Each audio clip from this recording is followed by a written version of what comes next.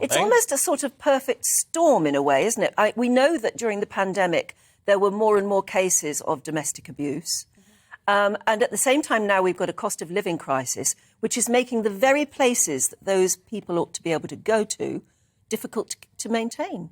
I think that's exactly right. You know, in the pandemic, as you say, we saw that escalation of domestic abuse for many victims and a huge increase in demand for the refuge spaces that Hestia offers.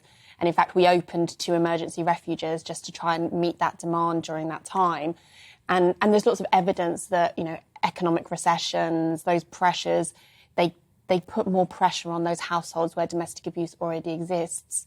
And you do see escalations in domestic abuse, it becoming more violent, more frequent. And that's what we're beginning to see. As you were saying, we saw a 30% increase in the number of women phoning Hestia and trying to get a space in one of our refuges since January.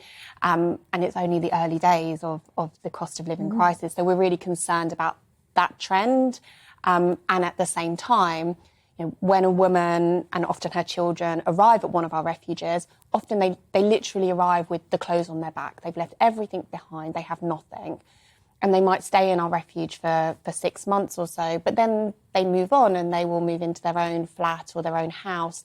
And because they have nothing, they have to buy everything when they move into that house, you know, furniture, pots and pans, everything. And the research that we've done with Loughborough University has shown that that's now going to be £5,000 more expensive for a woman and 2 children moving out of refuge. So how much of that is provided for by councils, by government grants, because there's got to be a support network there. You can't expect these people who've, as you say, walked out with nothing, to within 6 months be able to afford thousands of pounds worth of gear.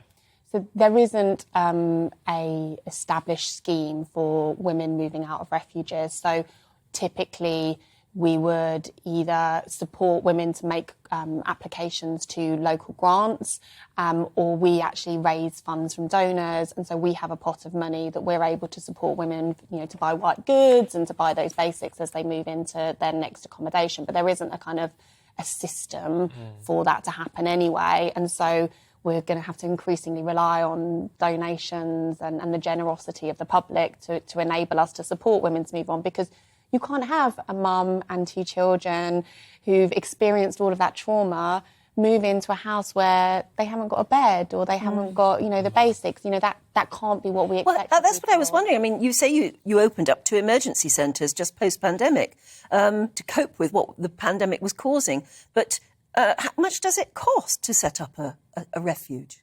I mean, it's not cheap to support somebody, because obviously you're paying for the accommodation, but also in a refuge we would provide specialist refuge workers to work with the women, to work with them on their trauma.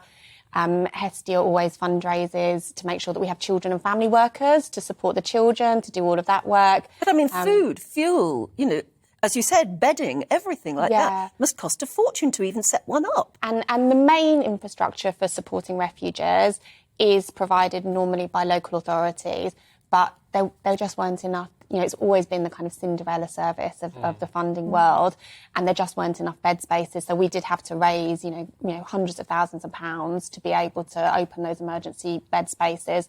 And we'd hoped to be closing them, but actually now we've made a commitment to keep them open as we see these numbers rising.